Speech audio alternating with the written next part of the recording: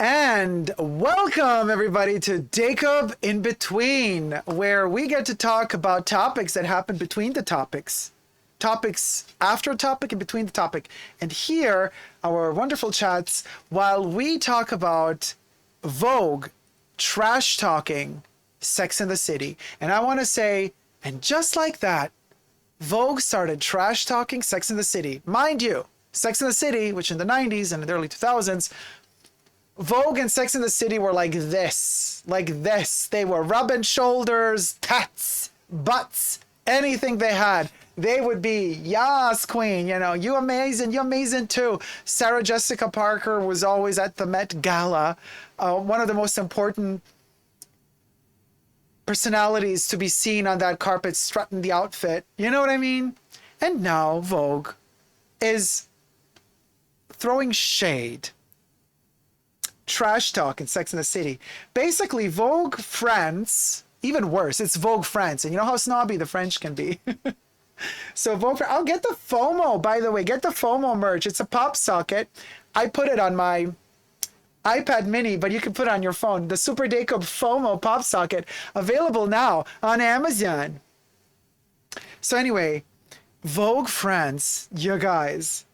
Basically what Vogue France is saying is that, so a gay man wrote this article.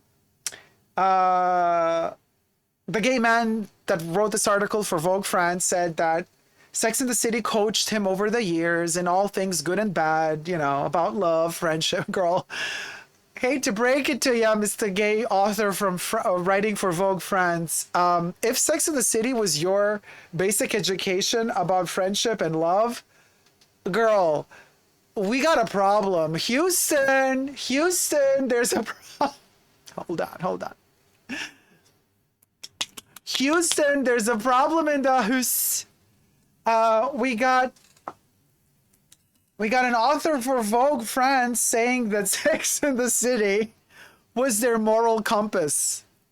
And this is what's wrong with the world. But anyway, I digress. But he loved Sex and the City, so Vogue France reports that Sex and the City was amazing, up until the moment when Kim Cattrall left. And this is the reason why they're shading the Sex and the City season called And Just Like That.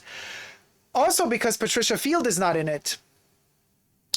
Patricia Field obviously is the queen of styling of Sex and the City. Hold on, my light just turned.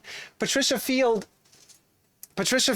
is, I use my Hermes crop to turn the light.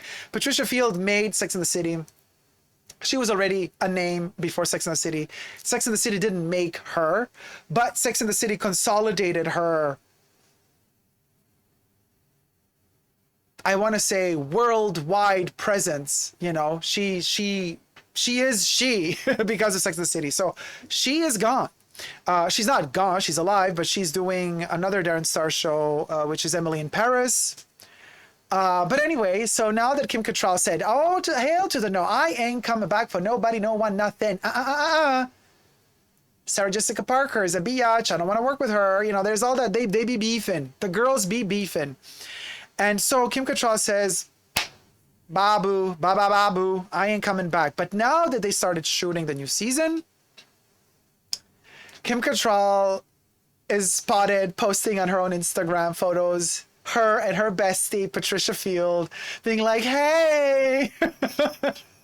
I think personally, maybe she just wants to throw shade and be like, hey, I'm here too.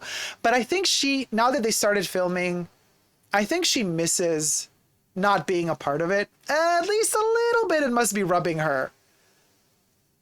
I'm sure she's happy with her decision, but it's cool to be a part of Sex and the City. Every family fights. There's always drama. They were a family at the end of the day. Those chicks, yeah, sure. They had their problems. FOMO. They had their problems, they had their issues, they had their complications, but for many years they were working together on a set. And yeah, of course, there's going to be ego issues. Every girl wants the spotlight. Not every girl gets the spot. Not every girl gets all the prizes and awards and blah, blah, blah. But ultimately, we want to see them together. We do. And so the Vogue article says, well, she ain't coming back Patricia Field ain't coming back, Kim Cattrall ain't coming back, so I ain't gonna watch it no more. This is the shade that Vogue is throwing. Of course, other sad news, Willie Garson, who played Stanford Blatch, passed away just this week. And he was in And Just Like That. So if you want to make a really tacky pun,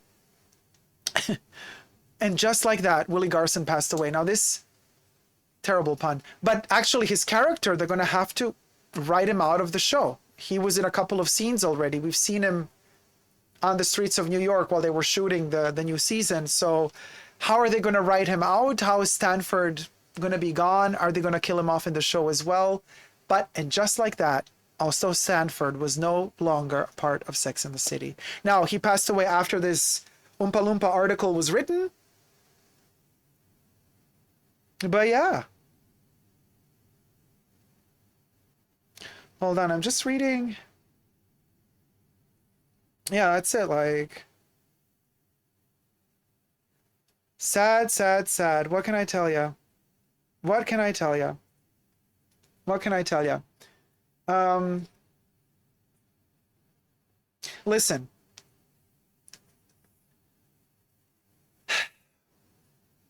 All jokes aside, what is very important is that Willie Garson was a great comedic actor. I've never met him personally, but whatever I've seen on the screen was really, really good. Perfect timing. And you know what was very special about him? He never overshadowed his colleagues on the scene, on the set. So when he's acting with you, he's very, very, he was always very noble. He was always very giving. He was always very altruistic. He would never steal the spotlight. He would always share the spotlight. And that's something that a lot of actors really don't know how to do because they're egotistical maniacs. He wasn't. He was very kind, very giving of the space that he shared with whoever he was acting in a scene. So that's amazing. So, you know, that's rare in Hollywood. And let's not also forget that Willie was also in Twin Peaks, in David Lynch's Twin Peaks, many, many moons ago in the 90s. So David Lynch and, you know, Twin Peaks being my favorite TV show. Sex and the City is not on my favorite TV show list, but Twin Peaks is my favorite TV show. He was in Twin Peaks. He got cast by David Lynch. And if David Lynch casts you as an actor, you best believe you have something special. So just saying this about Willie, so don't think I don't know what I'm talking about, you know, just because I'm trying to keep it lighthearted. Anyway, you guys, people are always so critical, says Tyler, of Sarah Jessica Parker. I'm just glad the internet got over the horse memes of her. Jam says, Sarah Jessica Parker needs some sublimage, l'extrait de crème. You guys. Alina says, Sarah Jessica Parker is not aged well, and then they dress her like she's 20. You guys, what's wrong with you? Leave the girl alone. Give her a minute. We've just seen people kind of filming secretly on the streets of New York with their own iPhones or whatever. Like, wait till the professional cameras film them. Wait till they're going to put a lot of filters on those cameras. Wait till all of these shots that they made of the girls go through post-production. Wait till they go through color grading, all the filters added. She's going to look like she's 20. Don't you worry. By the time they're done fixing them up in post-production, they're going to look like a baby's bottom. So just saying, you know, because it's really hard to take good pictures if you're out and about in New York and it's just natural daylight and people photograph you with their phone. Of course, you're going to look like shite. You're going to have all those shadows popping everywhere. The light isn't perfect. But when they set up the right lighting for them, the right camera lenses, put the Vaseline on the lenses, they're going to look amazing. But yeah, I miss Kim Cattrall immensely. I think she's amazing, and I think she should be in the show. She should have never left. That's it. That's all I wanted to say. Thank you guys so much for watching, for tuning in. Let me know in the comment section down below what your opinion is about. And just like that, the return of Sex and the City. Are you going to watch it or not? I am going to watch it. I don't care how tacky and cringe it is. I'm still going to watch it. Of course I'm going to watch it. The nostalgia factor alone is going to make me watch it.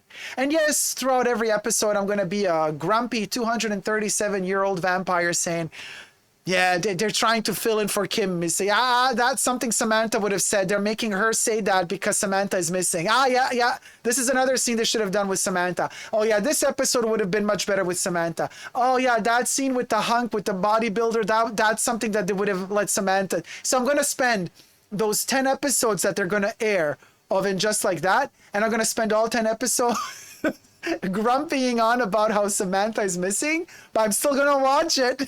So let me know what you guys think in the comment section down below. And until next time, never forget to never give up on love. Love you all. See you soon. Take care. Bye. Mwah.